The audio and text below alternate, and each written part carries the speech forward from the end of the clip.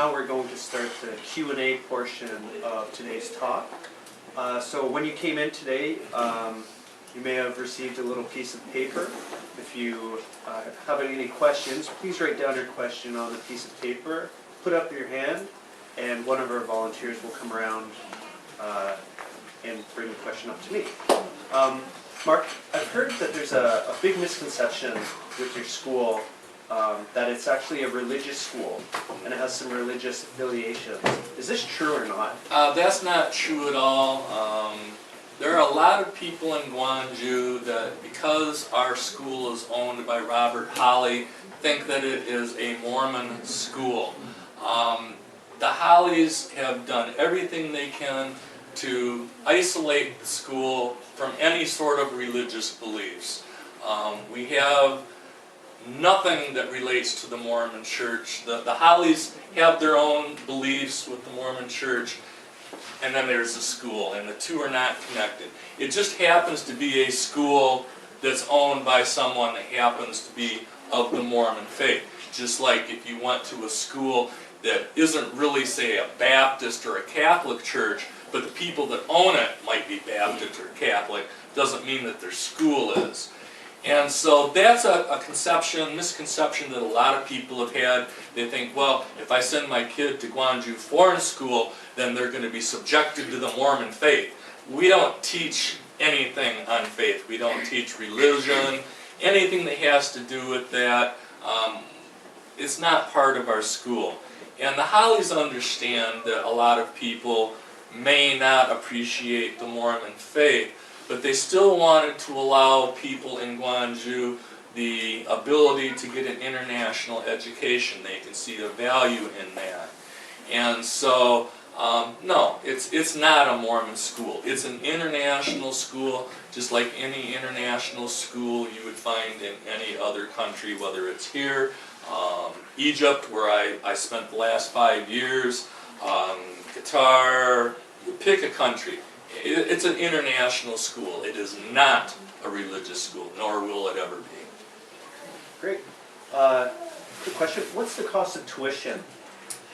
The cost of tuition is not cheap. I'll say that right off the top of my head. It will vary by the grade level. At the high school level, and I'm going from my memory, so the numbers are probably going to be a little bit different, but I'll be close. At the high school level, it's about 16 million won. Okay. Middle school, 14. Elementary, preschool, it's about 13. Now that sounds like a lot until you start looking at schools up in Busan and at the schools up in Seoul. The last time I looked at those, the schools were going for like 20,000 or 20 million won, plus an additional $9,000 or $10,000 US. Most of the international schools in Korea are about $15,000 more a year than what we are. For an international school, we're probably one of the most affordable international schools here in Korea. Great. The next question is about the pre-kindergarten level. So how many kids are enrolled at that level, and from what time does it start, and what time does it finish? Okay, well, let's do the start and finish time. It starts at about 10 minutes after 8 or 8:30. We've got a little time for, some people get there on time, and then there's always those that are always late. So we try to set it up so that by 8:30 everybody's in the building. It runs until 3:30 in the afternoon. How many kids are in it? Again, that's going to really vary. When I first got here in Korea, we had, I think at the end of the year, 8 kids in it. This year we've got 4. So again, because of that fluctuation in student enrollment, I can't really give you a set number. It really will vary by the year. In most of our classes, though, because we're such a small school, the average class size at the biggest point would be maybe 11 or 12 kids in a classroom for one teacher. So a lot of times parents will ask me, what's the teacher to student ratio?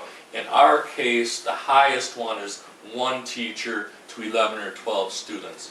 Most classes average probably 5 or 6 students per grade level. Some are higher, some are lower.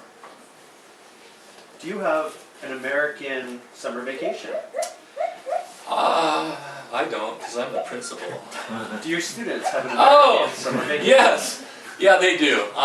School is generally over the second week of June. It generally starts the second week of August. We do run a summer school program, and I'm not full of information about Korean law, but somehow the summer school operates under different rules than the regular school. Usually during the summer school, the kids that attend, none of them go to our school. They're all kids from all over Kwangju, because for some reason, for summer school, we can enroll anyone, and a lot of parents take advantage of that. Next, this will be our last question. Is there a limit on how many students of Korean nationality are allowed to be at the school?